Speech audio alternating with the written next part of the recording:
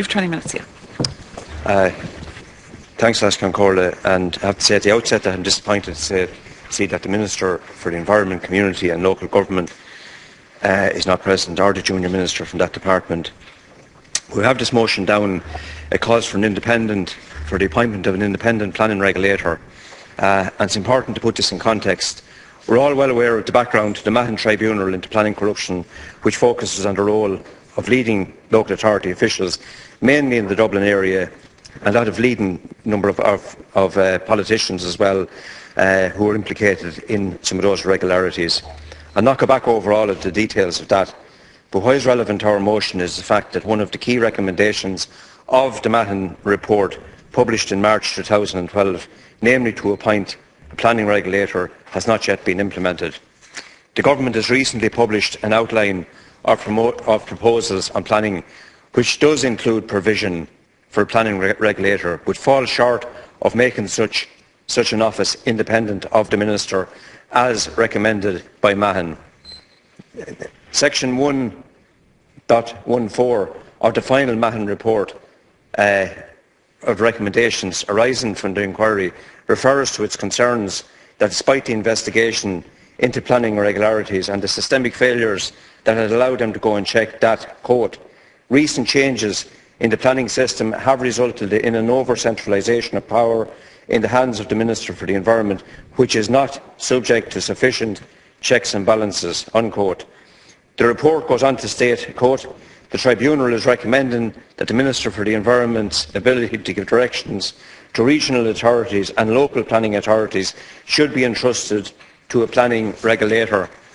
The planning regulator's role, as set out in section 1.15, would be to investigate possible systemic problems in the planning system, including those raising corruption risks, with the aim of making recommendations to address those problems. The regulator should also be responsible for providing training to members of both local and regional authorities on planning and development to enable them to discharge their functions in the area more effectively. The regulator should have sufficient powers to carry out his or her functions effectively, including the power to question witnesses and to compel the production of documents. That's what Mahon recommended. Unfortunately, Minister Kelly's scheme for a regulator does not contain such provisions for the office to be established on such an independent basis. Instead, it makes clear that any review or inquiry or recommendations of the planning regulator will be subject to the approval and, in effect, the veto of the Minister for the Environment. And that's not an acceptable response, nor does it fulfil the promise of the Government itself to establish an independent planning regulator. And indeed, when Minister for State John O'Sullivan published her review into the 7 local authorities, subsequently changed to 6, in June 2012, in response to concerns that had been raised, she specifically stated that legislation would be brought forward to include the appointment of an independent planning regulator. And that is not included. It's not included in the proposed bill. And I'm asking the Minister why this is not the case, and Minister Humphreys in his absence. So in rejecting the call for an independent planning regulator in February this year, Minister for State,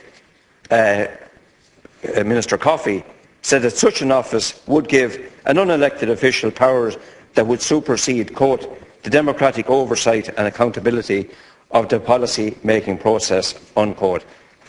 Well, we don't believe that is the case in Sinn Fein, as such an office could operate on the same manner as the Ombudsman's office. The transparency and accountability of the planning regulator could be guaranteed by requiring them to appear before, for example, the Local Government and Environment Committee, or whatever other committees may be deemed appropriate. And I note that the general scheme for legislation doesn't provide for this. It should also be noted that it's only now, in the twilight of this government, that the long-promised planning legislation is being talked about. Now, given the normal gap between such proposals being published and the actual legislation itself getting through both houses of the Oireachtas, I won't be holding my breath in anticipation that we'll see this before the election. I hope I'm proved wrong. Now, perhaps the Minister can indicate to me when the Government hope to bring that forward. That's the reason that we've put down this motion tonight in the House, as we believe that the appointment of an independent planning regulator is both a matter of urgency and that it can be dealt with within the short time of this bill. We could have a standalone bill that could be published to put such an office in place and be brought forward before the summer recess. And I'm asking those on the government side of the House, and indeed deputies on the opposition side, to support the motion, given that all sides, people from all sides of the House, have talked eloquently about this and supposedly supported. I also note that the Minister has recently established an inquiry into serious allegations of planning irregularities and other matters in County Wicklow. I have met with a number of people who have brought very, very serious allegations to my attention based on concrete evidence. The Minister has been presented with a detailed list of questions and complaints regarding property developments in Wicklow by local auctioneer Gabriel Dooley. It has been indeed reported in the media, and these centre on the acquisition of lands, rezonings, road access for none other than Mr Sean Dunn and Sean Munrine around the proposed development at Charles Lands near Greystones. You should name just reading what's in the media. There are also claims of improper contact between developers and key members of planning committees and local authority officials. The subsequent rezoning of lands in question brought massive dividends for Ballymore property, which at the time, had this matter of public record, had distressed loans of 2.75 billion from AIB, Anglo and other financial institutions. It's also been pointed out that rezoning, which is claimed was facilitated by some of these close relationships, that this actually increased the price of property at Charles Lands from 80,000 an acre to 1.2 million per acre, in total from 1.6 million to 24 million. So given that and the evidence that's being put forward, that certainly puts serious questions forward for some officials, some of which are retired and some of which are not. Can the Minister state what he knows of the situation and what is the nature of the investigations which is said are set in train? Can he also comment on claims that key documents given for his and his predecessor, Minister Hogan's attention, went missing? Indeed, there was a substantial file presented to the Minister and to his department. Has there been a Garda investigation into it? If there hasn't, why hasn't there been a Garda investigation? My understanding that the file turned up when those who supplied the file offered to supply copies of the original file. And could I ask as well, Wicklow County Council designated land work for social housing, worth potentially 20 million. A large section of that land was handed over to the developer, 6 acres, for €10. €10 it was handed over for, and it's claimed that it was a deed of grant of easement, a most unusual legal instrument to be used in the transfer of land from a local authority. And I have here with me a copy of the deed of easement, and it's very interesting when you get into reading it. And despite the fact that it was never brought before the members of the County Council in the Chamber, it does have a separate folio. It has a separate folio. It's sold as a fee simple, according to this document, freehold. And the most interesting thing about it all is that this is not just a rite of passage. According to the agreement itself, that the perpetuity period means that the period commencing on the date hereof and ending on the expiration of 21 years from the date of the death of the last survivor of the issue, now living, of the late Britannic Majesty King George V. So until 21 years after the last chain in the British monarch, if that's what the British decide to get rid of a monarch, it lasts for 21 years after that. And I don't see any sign of the British getting rid of the monarch just yet. I haven't seen much signs of that. There's also the question in relation to this development of the access route from the N11, which potentially cost 30 million. Who paid for this? There was 12 million, we know, paid in fees for it. And the County Council, according to the documents that I have, committed the CPO land to facilitate this for the private developer. Committed to this. This is a more serious situation, and the whole situation regarding Wicklow, and there are many other allegations of questionable practices around the state. So we must have full openness in regard to this. The former county manager, Eddie Sheehy, was in situ for many of these while these cases were ongoing. He was very sensitive to public criticism. He was that sensitive that he had 3 county council members suspended from the chamber, 2 of whom were from your party minister, removed from the chamber because they were questioning planning decisions. Deputy, can you just hold on a minute? You're not supposed to name individuals because they're not here to defend themselves. Okay. But really what happened was something more akin to what took place in Mississippi under Governor Huey Long. The councillors in question had to go to the High Court. I can say what happened in the High Court in 2007 in order to have their democratic mandate upheld. And it is clear, and it's still clear, that certain people, somebody was prepared to go to great lengths in order to shut up these councillors and to conceal what was going on. It's sometimes claimed that shortcuts with planning and having the wheels of process greased can have benefits in terms of local government and job creation. Sometimes it's called benign corruption. However, it's clear that in some of these cases, such as the Wicklow case, that the opposite occurred, because there was another case of a proposal to build a data centre in Newtown Mount Kennedy, which would have brought many jobs and benefits to County Wicklow, but that was abandoned due to a number of complaints, questionable procedures and complications in the process. So frustrated was the people behind it that subsequently located in Athenry, Galway, and that's now well highlighted. So given all of that, and other questions in relation to some of what went on in Wicklow regarding dumping and improper procurement processes which came to light, and the County Council being fined, and questions over these irregularities, it's vital that the Minister not only holds the inquiry, full inquiry, but that the results are made public. I want the Minister to also confirm the reasons that the then County Manager was not allowed to serve out a further 3 years as the County Manager. And what I have to ask here is, was it the case that was due to the Minister's refusal to sanction such an extension based on the Minister's now knowledge of what may have took place and some of the issues around this? So what happened in Wicklow and the tepid review undertaken by Minister O'Sullivan instead of an investigation as was previously put in train by the previous Minister for the Environment, the Government, looking at these facts together, the Government hasn't fulfilled its promise to apply the much talked about democratic revolution and transparency flowing from that in the planning process. And if you look at one of the Minister's predecessors, the last Green Fianna Fáil coalition, John Gormley was the Minister.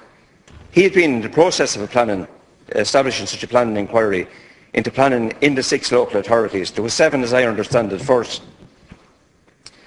These inquiries were abandoned by the then Minister, Phil Hogan, and there was a review rather than an inquiry. And those areas conducted under John O'Sullivan, but it's decided that there wasn't sufficient grounds for a full inquiry. And I've never actually, this has been discussed many times in the chamber here, we've never heard exactly why there wasn't a full inquiry carried out into that.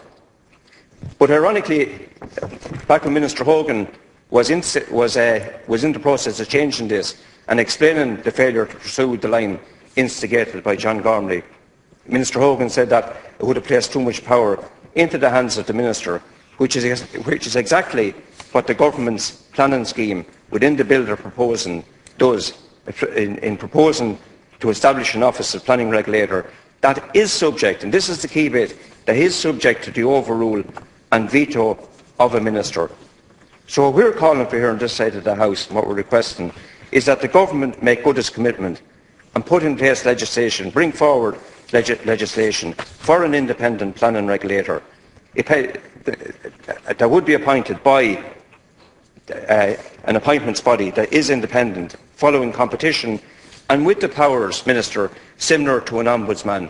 There have been, sometimes allegations aren't true, sometimes allegations are, but we do know that in this state we've had a lot of corruption in planning. We have a lot of questions asked about local authority zoning of land. We've had questions asked about material contraventions. We've had questions asked about Part 8s and Part 10s.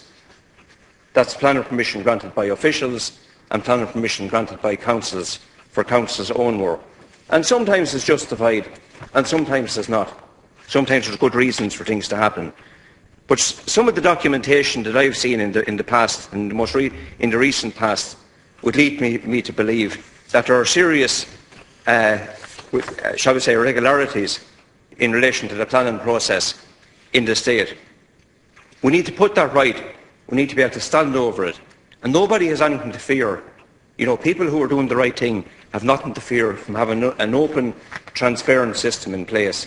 We must make it more accountable. We must instill trust in the process of local government, in the process of government at this level and in the planning system. And I hope that the government, I know you put forward an amendment, but the amendment doesn't provide what's needed. And what we need here is openness, transparency and accountability, and I hope that we can have that. Okay, next speaker is Deputy McDonald. You have 5 minutes, Deputy.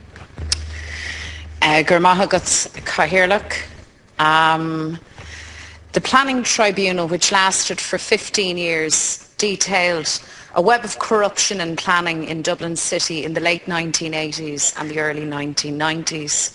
That culminated, as we know, in the report by Justice Mahon. He recommended a series of detailed proposals that would ensure that there would be and could not be any repeat of what had gone before. Among his recommendations was the establishment of an independent planning regulator. When the report was published in March 2012, the then Minister for State, Jan O'Sullivan, promised that the government would make such an appointment. But the truth is that nothing has been done in the intervening years. It's also the fact that the proposed scheme for a new planning bill does not allow for the appointment of an independent regulator.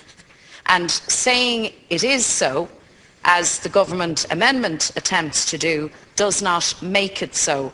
And Minister, we are not the only ones who have recognised this fact and this deficit.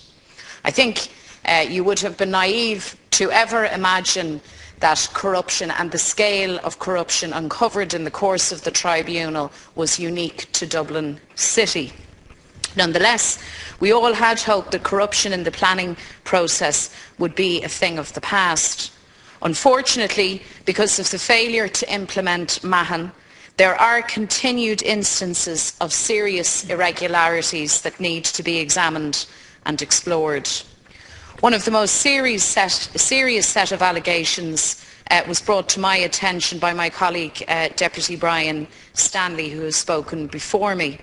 Deputy Stanley met a number of people from Wicklow who have informed him of several cases, including one in which the value of a property earmarked for development was vastly increased in value through rezoning and compulsory purchase orders to facilitate that development. Sounds familiar, doesn't it? Developers Sean Dunn and Sean Mulryan were to be the chief beneficiaries of all of this. I just have to repeat again, you're not supposed to name individuals in the House because they're not here to defend themselves, okay? Indeed. It's a matter of record. The developers Sean Dunn and Sean Mulryan were to be the chief beneficiaries of these manoeuvres. And in fact, all of this happened at a time when both were struggling with massive debts accumulated through Anglo and other financial institutions. I understand that Mr Mulryan is to appear before the banking inquiry. Deputy, just to say again, you're not supposed to name individuals in the House. Okay? I understand that Mr Mulryan is to appear before the banking inquiry during the summer, so perhaps he will be probed on some of the matters pertaining to this issue.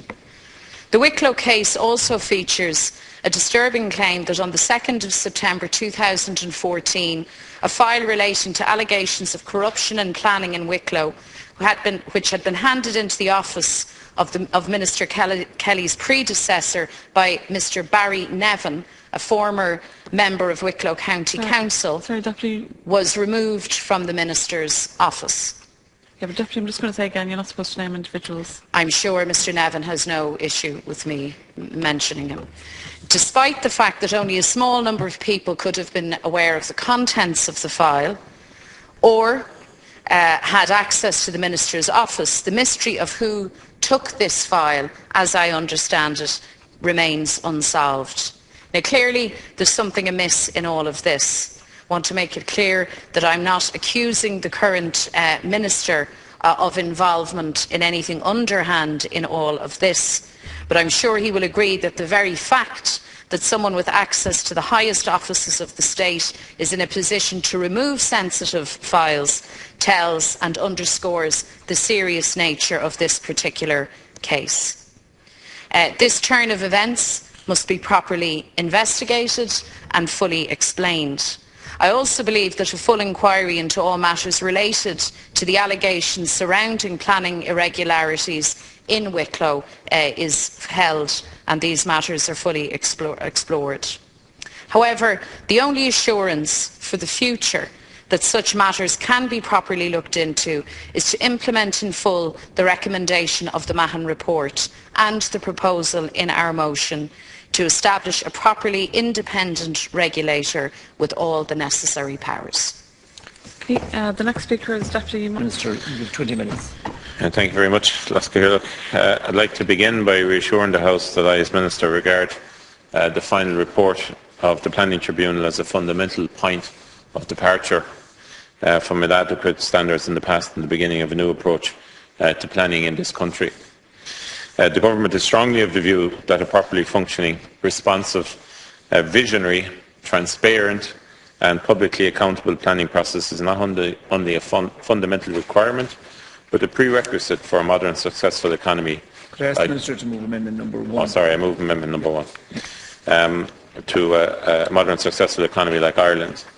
We're committed to ensuring that as a country we learn from past mistakes and build on the strengths of Ireland's planning process in leading the way on further developing our planning process. On the occasion of this debate, I wish to bring us back to what former Minister of State for Housing and Planning, John O'Sullivan, TD, stated in response to the publication of the final report of the Tribunal. Quote, "The evidence given during the hearings and the conclusions of the report have rightly appropriated blame to those who received corrupt payments, frustrated the work of the Tribunal and undermined our planning process. Planning corruption is not a faceless crime. It affects the welfare of families and communities for decades." Unquote. I'm determined as Minister to continue to act on the findings and recommendations of the final report and ensure that our planning system is never again deflected from serving the common good by greed and short-sightedness, but instead is designed and operated with the best interests of our country and our people at its heart. For too long, this was not the case. It is important to recall, as the Tribunal did, that there are fundamental differences between the current planning regime and that prevailing at the time the Planning Tribunal first started its work over 15 years ago, looking at the events of the mid-1990s. Substantial reform in 2000 and again in 2010 have transformed the shape of the planning process, and particularly the land use zoning process, into the more evidence-based and plan-led system that we have today. Publication of the National Spatial Strategy in 2002 and the Regional Planning Guidelines in 2004 and again in 2010 have created a new hierarchy of plans that coordinate the planning functions of local authorities at local level. As Minister, I have exercised my powers in relation to ensuring consistency of these plans and policies at national, regional and local levels, as indeed my immediate predecessors have, a function that was unknown of in the period which was the focus of the Mahon Tribunal's work. Indeed, if past governments were as attentive as this government is in fulfilling this sort of role, a planning tribunal may never have arisen in the first place. Nevertheless, looking more closely at the 10 planning-related recommendations of the Tribunal's report, major progress has been made and will continue to be made in implementing all of these. Without question, the 10th and final planning recommendation of the Tribunal is the most fundamental in dealing with the establishment of an independent planning regulator. In this one recommendation, the Tribunal is essentially saying to legislators that notwithstanding the progress made in recent years in tightening up a previously lax system, the forward planning process needs a further element of independent oversight. Furthermore, the recommendation is calling for an oversight function with the appropriate legal mandate and resources to determine whether or not plans are in compliance with legal requirements and, if not, to determine what intervention may be necessary where serious policy departures have taken place or where there is strong evidence of bad practice or systemic failure. I am committed to the publication of the second of two planning bills in this Dáil session, which will deal with the establishment of an independent office of the planning regulator and other planning-related recommendations of the Tribunal. I have no doubt that the bill will be subject of intense discussion as it should be, as it progresses through the Oireachtas. I look forward to that, as the bill will provide for a significant new addition to the institutional structures in Ireland's planning system. The regulator's primary functions will be the evaluation and assessment of plans and strategies and ultimately providing advice to the Minister, undertaking research and providing education and training in the planning area, and undertaking of reviews of the organisation and the systems and procedures applied by planning authorities and on Board Pleanála in the performance of their planning functions under the Planning and Development Acts. The core function of the new regulator will relate to the evaluation and assessment of local plans and regional strategies, including on land zonings and making recommendations to the Minister on these matters. Where the Minister agrees with the recommendations of the regulator, the Minister will issue appropriate directions or instructions to the relevant local authority on the steps that should be taken in relation to the revision of the relevant plan or strategy. Significantly, where the Minister does not agree with the recommendations of the regulator, which I would envisage would be a very, very rare occurrence, the Minister will be required to explain the reasons for such disagreement and lay such decisions before the House of the Oireachtas and also place them on the Department's website, all in the interest of increased transparency. There are those who wish to see the regulator assume the powers and that I hold as Minister in relation to the power of direction over local authority development plans. However, both the Government and indeed many other elected representatives believe that to be a step too far in removing democratic oversight and accountability in relation to the policy-making process, and I stand as one of those. Rather, I believe that our proposals for independent scrutiny of plans and transparency of decision-making in that context by ministers to be a fair and balanced approach. It is also important to note, however, that the Minister's current powers, or indeed those of a future regulator, do not replace the appropriate role of the Gardaí in investigating specific allegations in relation to corrupt payments or practices. The detailed drafting of the bill's provisions with regard to the establishment of the independent regulator is being progressed by my department. In addition, work to address other recommendations made in the Tribunal report is also being advanced, and I would like to update the House in that regard. Recommendation 1 in relation to placing the National Spatial Strategy on a statutory footing, Recommendation 5 in relation to increased transparency in the planning process, Recommendation 6 in relation to material contraventions, and to an extent Recommendation number 8 in relation to regional and local authority procedures are all being provided for in Planning number 2 bill, which is now being drafted. Recommendation number 2 in relation to regional authorities has been considered in the context of Putting People First Action Programme for Effective Local Government and the Local Government Reform Act 2014, which brought about further local government reform, including the regional dimension. Recommendation number 3 in relation to regional authorities, now the new regional assemblies is already provided for in secondary legislation. Recommendation number 4 is a matter for the Minister for Transport, Tourism and Sport to deal with. Recommendation number 7 in relation to the use of Section 140, which gives elected members power to direct the Chief Executive, no longer applies to planning functions on foot of its amendment in the Local Government Reform Act 2014. The remaining recommendation, number 9, in relation to applicants for planning permission declaring political donations, is being considered in the context of updating the planning application process.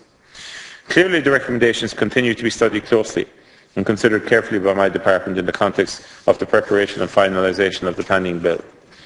I believe that there is a large measure of broad agreement that what is proposed involves sensible and necessary measures to improve accountability, transparency and fairness in the planning process. I can therefore reassure this House that the Tribunal's planning-related recommendations are absolutely being addressed, and I look forward to further debate on the matter when the relevant legislation comes before the House in due course. Turning to other matters referred to in the motion. The members of this House will also be mindful of the legacy planning complaints for which former Minister Gormley initiated a planning review, which was intended to assess the application of planning legislation, policy and guidance within the development plan and development management systems at local level, and to inform further policy developments in these areas. It is important to recognise that in the context of progressing this review, a number of planning authorities representing a broad geographical spread of both urban and rural areas, as well as both large and small authorities, were selected to assist in the review of policies and practices, and by reference to a number of cases raised by my department. The planning review report of June 2012 was assessed by an independent planning expert, Mr. Hank van der Kemp. This independent evaluation was published in March 2013, and it generally supported the department's recommendations in the 2012 report and included some additional recommendations.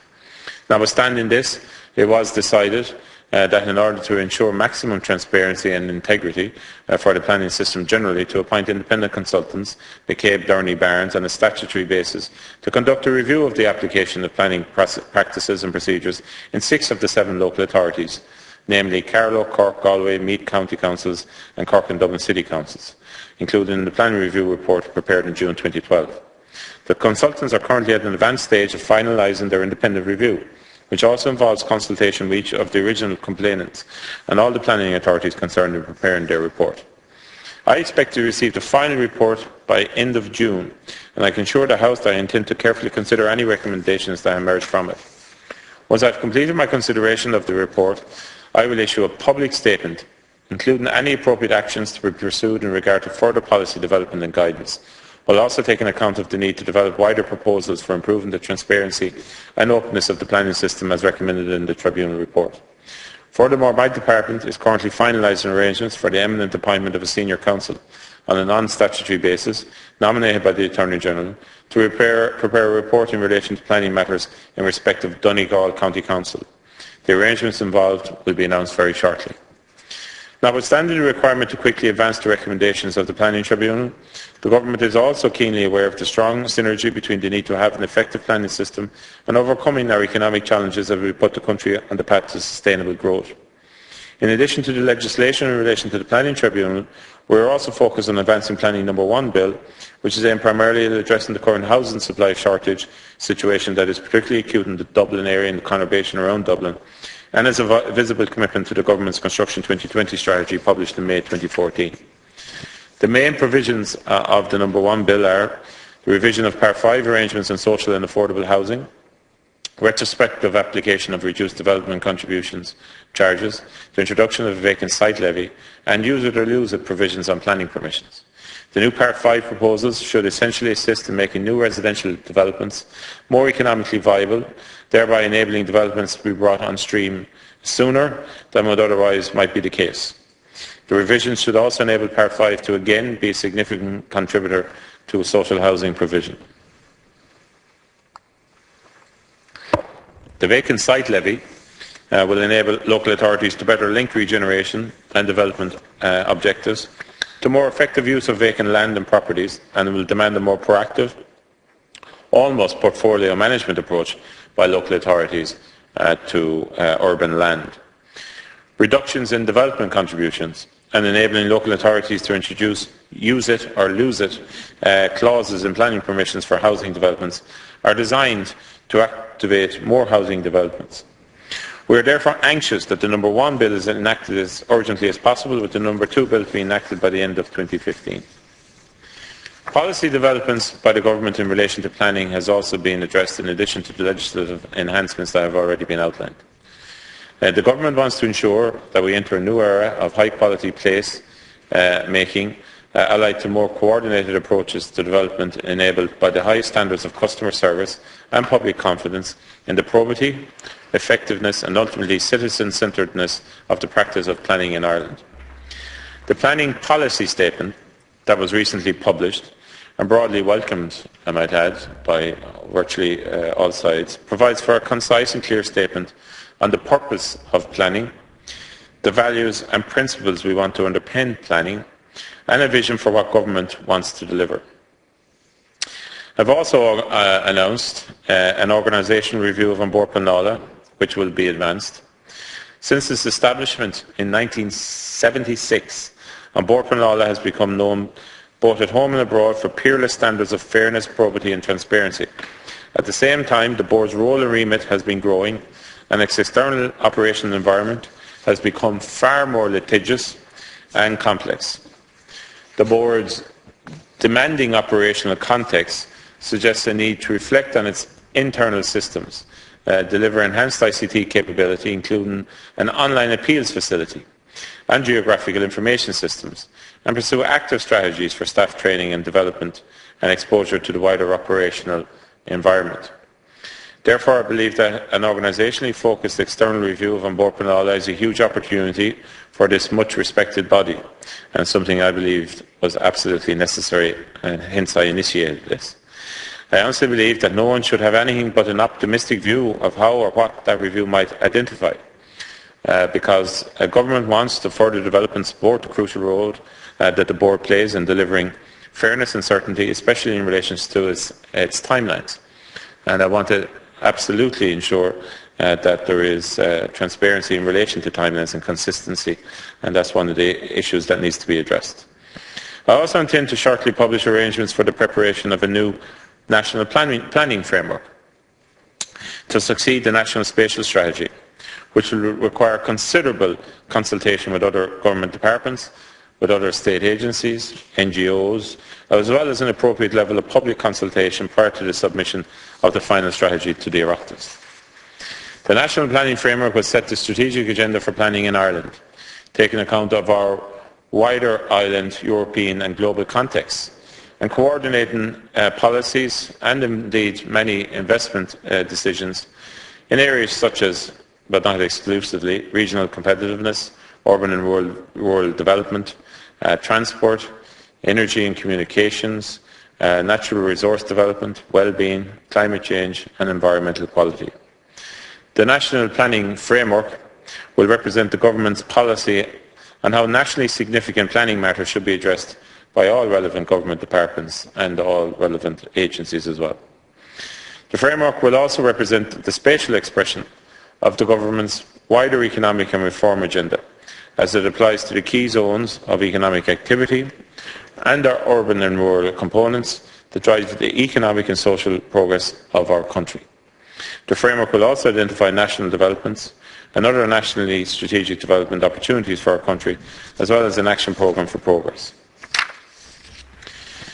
The newly shaped regional assemblies will be preparing regional spatial and economic strategies in tandem with the preparation for the NPF.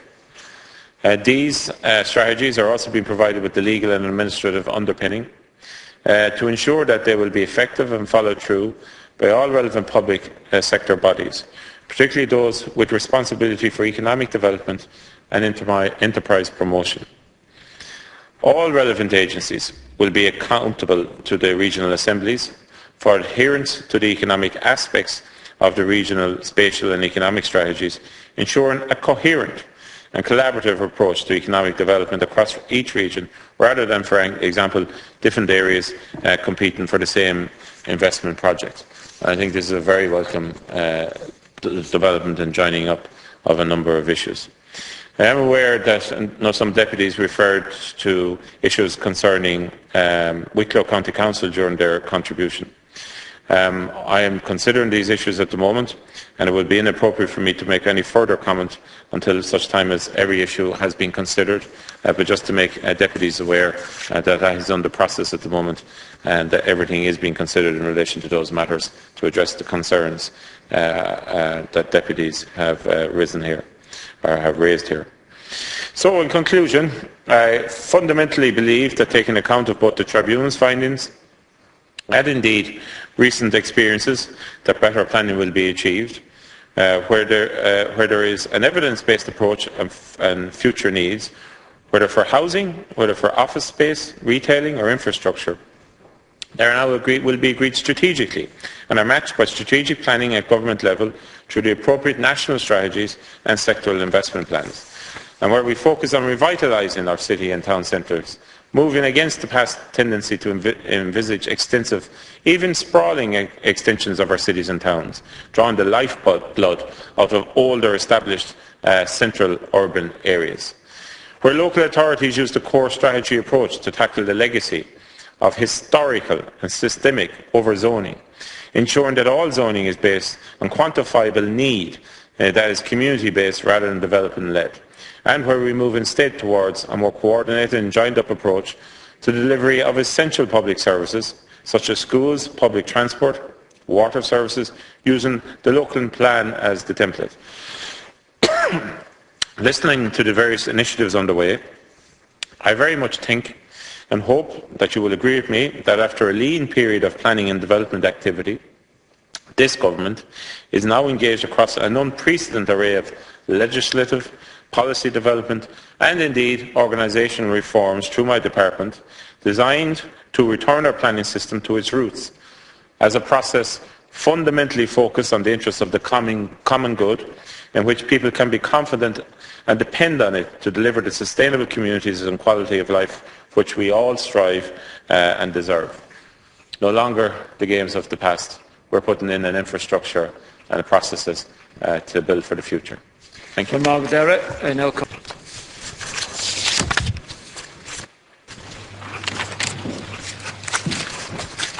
Okay.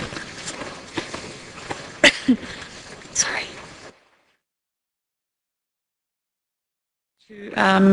Private members' business, which is motion replanning regulation, and the first speaker is Deputy Brian Stanley.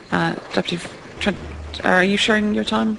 Share my time, yeah. Okay. You have 20 minutes. Okay, is that agreed? Agreed. Okay. 20 minutes. Okay, so you've 20 minutes, yeah. Thanks, Ashkan Corley, and I have to say at the outset that I'm disappointed to see that the Minister for the Environment, Community and Local Government is not present, or the Junior Minister from that department. We have this motion down. It calls for the appointment of an independent planning regulator, and it's important to put this in context. Deputy Stanley, you have 9 minutes. Thanks. 10 minutes. Well, you've some time is extra, but we won't fight over a minute. Okay. Thanks, Corley. And the debate over the last 2 evenings has been interesting. Yesterday evening, the Minister, in his speech, referred to the Mahon Tribunal and the situation regarding planning that has radically changed.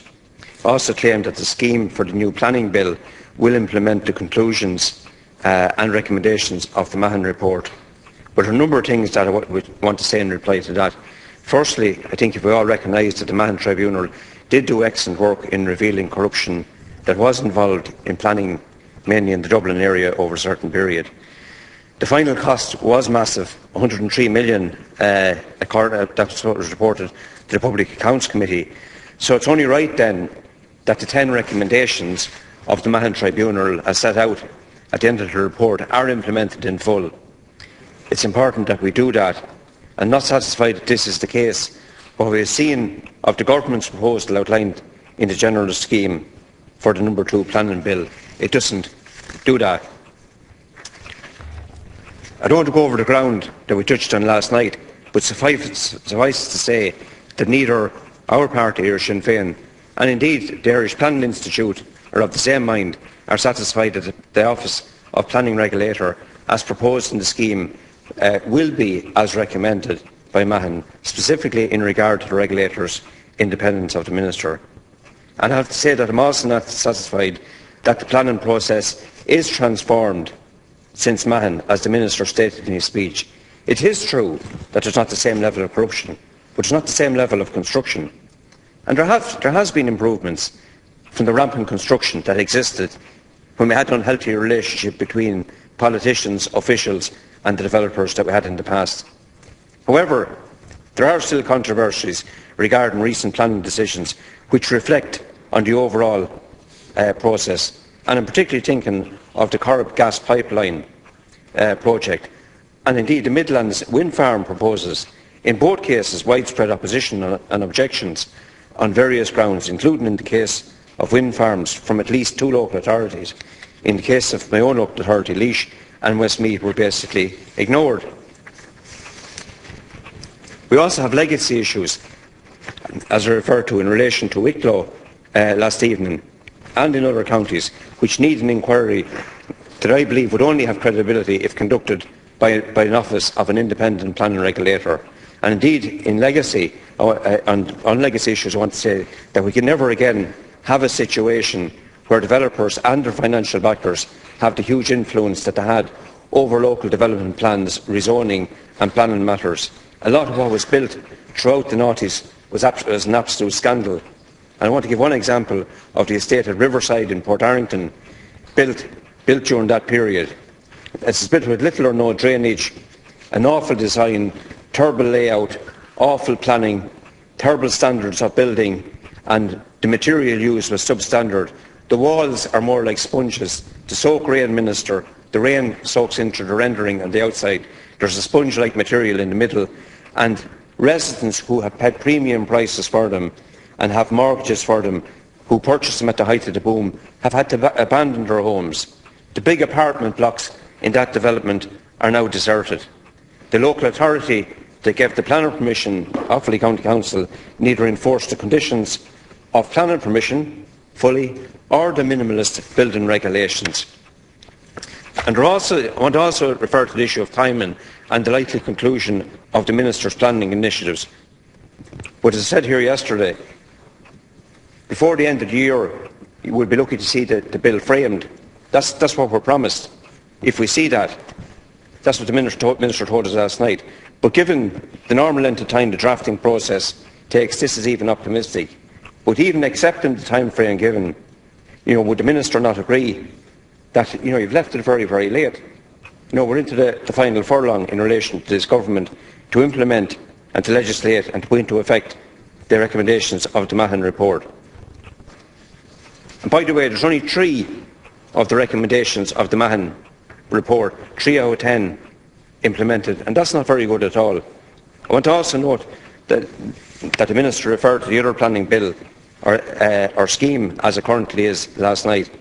And this deals, of course, with construction and housing issues in Part 5, which I imagine will have and is being given priority over the planning regulator bill.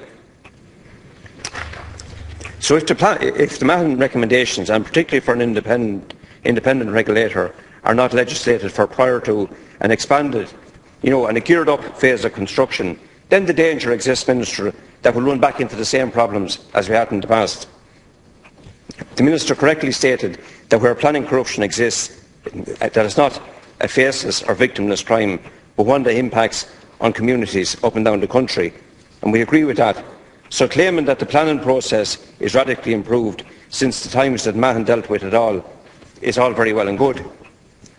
But that must be ensured through action measures, and we must have that in action, and we must have the key recommendations implemented.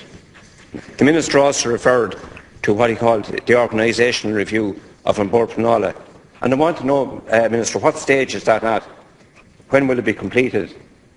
And I don't share Minister Kelly's view that it's peerless, that An Bord Pleanála is peerless, it's what he said, peerless standards of fairness, probity and transparency. I don't share that same level of faith in An Bord Pleanála. I have raised with the Minister and his predecessor the issue of conflicts of interest regarding some members of An Bord Pleanála. And it's simply not good enough that people who have been involved in framing and backing controversial proposals, such as the Dublin Waste Incinerator, can then cross over to the other side, as has happened, and approve the same measures and plans as members of An Bord Pleanála, as when they were involved with the company RPS. Similar issues have arisen in relation to wind farms. The Minister, as part of the reviewing the workings of the Planning Board, Bord Pleanála, could make it a rule that former employees of consultants involved in projects, particularly controversial projects, are not in a position to decide on the planning applications of those same projects in the future. I want to note as well the Minister's reference to the issue in Wicklow, which I referred to last night. And these are serious, very serious issues. There's a file has gone missing from your office regarding Wicklow and particularly the Greystones case. And what I want to know, I haven't been told when the Minister summed up, has the Gardaí been contacted regarding this? If they have, what's been the outcome? We don't know. I'd like to know. And what do we know?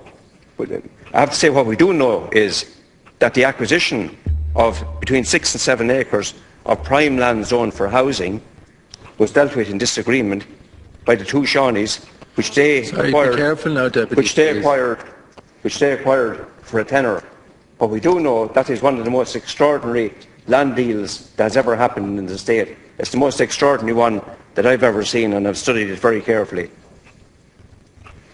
So he said last night as well, the Minister said that he's considering the matter. This and other serious matters in Wicklow require more than consideration of the Minister. They need to be investigated by an independent planning regulator, and that's why we need an independent office. And you made reference to the fact that you don't want to create different agencies and offices. Neither do we. But you're going to create one. It might as well be independent. You know, you're still only creating the one office. That's all you're doing. You know, it doesn't need to be 100 people, but what it does need to be is independent. So if you're going to create the office, give it the powers. Can I just refer as well, one of the deputies referred to Priory Hall and the building standards in Priory Hall. I want to be very clear about this. Our party has been 100% clear on this. In fact, among the first elected representatives to take up the issue was local Sinn Fein elected representatives. It's an absolute scandal what happened at Priory Hall and should never be allowed to happen again. And those involved who had any role in it, the developer and anybody else, should be held fully to account. It's scandalous what went on. They were described as cowboys. I would go a lot further than describe them as vocal boas. It's a lot worse than that, and we must rule out that, and that must never ever happen again. And it has no place in a state or in a republic. And there are many examples of Priory Halls up and down the country, and we need to move beyond that. So finally, I would ask that all deputies who agree with the need for a genuinely independent planning process, I would ask you to vote for our motion, to stand as it does, and to enable the legislation to be brought forward. Good legislation, to allow for the appointment and the construction of an independent planning regulator. So let there be no return to the past, let there be no return to the culture of brown envelopes. Let's make sure that we have a good, proper, transparent planning system, and let's restore the public faith in local government, in national government and the planning process. I think we all should be agreed around that, and we should move forward and do that. Deputy James Bannon, you have 6 minutes. Thank you, Deputy. I now call on Deputy Gerry Adams, who is sharing his time with Deputies Ferris, Doherty, O'Quailon and Crowe. Deputy Adams has 10 minutes. The abuse of planning has been a key feature of a long-running and toxic political culture in this state that has also given us the abuses of power that we've seen in the banks, in the health services and charities, and in church and state-run institutions. It's part and parcel of a culture of golden circles and insiders, which has so tarnished the political system here and so badly served our citizens. Fianna Fáil and Fine Gael, who between them have wielded power in this state for the past 90 years, created, maintained and are completely mired in this corrupt political culture. In my view, it's a consequence of the counter-revolutionary period which followed the 1916 Rising. And this is the same political culture which ultimately resulted in the total collapse of the Irish economy 7 years ago. The physical and social impacts of corrupt planning is evident to this day, especially in parts of Dublin. Working class communities were scattered to far-flung and vast housing estates on the outskirts of this city and other cities which were bereft of adequate infrastructure or amenities. And it's to the great credit of these people living in these areas that they've come through what can only be described as an exercise in corrupt and mindless social engineering. Hannick na phobal seo, slán as trí bheith ahaha, la héile agus ag eileh a ghearta. With the help of some political activists and a few courageous journalists, they exposed the rotten heart of planning corruption in this state. But the legacy remains a dreadful scar in this city and county. The 19 Mahon Tribunal unveiled the reality of a decade of planning corruption. The extent and the scale of the corruption which was exposed was immense. The Mahon report was very clear. Endemic corruption was rife across the political spectrum. And Fine Gael and Labour cannot portray planning corruption as solely a Fianna Fáil problem. Indeed, Fine Gael councillors and TDs were central to the planning corruption in Dublin, and Mahon highlighted a very unhealthy relationship between Fine Gael ministers and individuals who were involved in property development. The Mahon Tribunal looked at matters relating to planning permission and land rezoning issues in the 90s in the Dublin County Council area, but no one seriously suggests that planning corruption was an issue confined to Dublin. In 2012, Mahon made 10 recommendations relating to planning. However, 18 years after the Mahon Tribunal commenced, 3 years after it made its final report, 4 years after Fine Gael and Labour assumed office, the government has still not implemented the recommendations of the Mahon report. Constantly pointing to Fianna Fáil in relation to planning corruption, as this government does, has no credibility when the government itself does nothing to root it out. Instead, former Fine Gael Minister for the Environment, Phil Hogan, infamously frustrated proper scrutiny of the planning process. In one of his first acts as a minister, Phil Hogan, since promoted by the Taoiseach to the prestigious position of EU Commissioner, Minister Hogan shut down an inquiry initiated by his predecessor John Gormley. This was an inquiry into alleged planning irregularities in a number of local authority areas: Dublin City, Cork City, Cork County, Carlow, Meath, Galway and Donegal. He's never given a satisfactory explanation for doing this, and there remain very serious and unanswered questions around this decision. He actually at one point said that the allegations were spurious. But how does he know they were spurious when they haven't been investigated?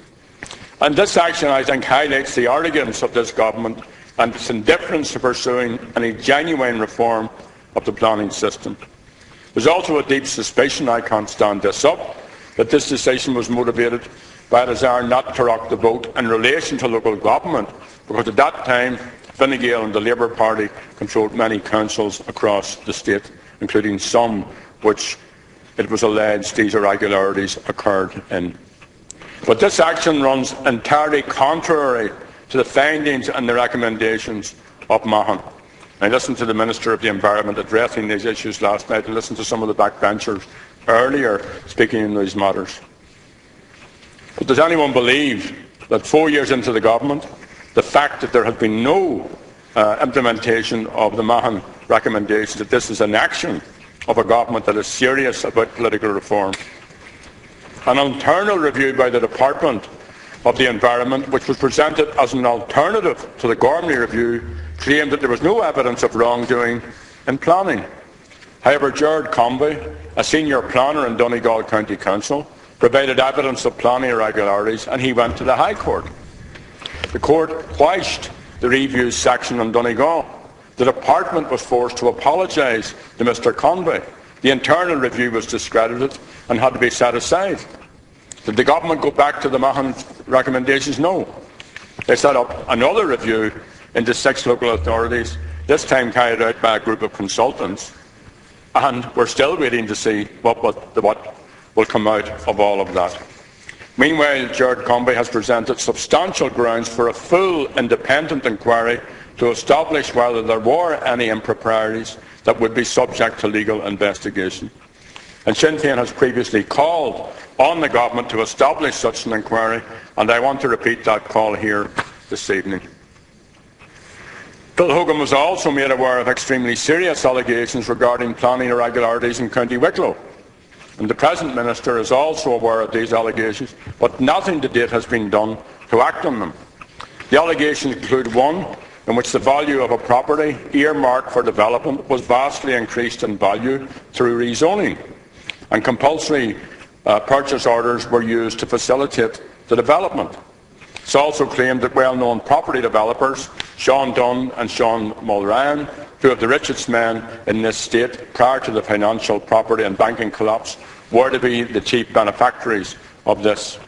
And that's at a time when both these men were struggling with massive debts accumulated through their gambling, through Anglo and other financial institutions. There's also an allegation that on the 2nd of September 2014, a file relating to allegations of corruption and planning in Wicklow which was handed into the offices of the Minister's predecessor by a former member of Wicklow County Council, was removed from the Minister's office. And the seriousness of this last allegation surely underlines the need for a full inquiry into all matters related to the alleged Wicklow irregularities. But central to the Mahon Tribunal recommendations was the establishment of an independent planning regulator. When the report was published in March 2012, the then Minister for State, John O'Sullivan, promised that the government would make such an appointment. Still hasn't happened. 3 years later, Fine Gael and Labour are still sitting on their hands.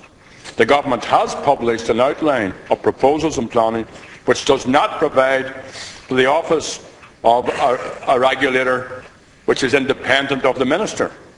So this government's proposed scheme falls far short of what is required and what was recommended in the Mahon Tribunal report. Why? The government's outline would make any such office subservient to the Minister for the Environment. And what we want to do, I would like to think, is to uncouple politicians from responsibilities for these matters. It completely contradicts the Mahon Tribunal's recommendations for a regulator with powers separate from the Department of the Environment. So, if this government genuinely seeks to break with the corrupt political legacy of the past, it must move to reform the planning process. The amendment that the government is putting shows that it has no intention of doing this. The government's proposals as it stands is highly unlikely, I would imagine, to be presented as legislation before its term ends. What Sinn Fein is proposing is real reform of the planning process for responsible, ethical and sustainable planning underpinned by equality, which is the right of all who live in this state. And an independent planning regulator should operate in the same way as the office of the Ombudsman. A stand-alone bill to establish such an office could be published before the summer recess. So Iriam ar ahan teachta tacu the Tarskint Sinn Féin an Ocht.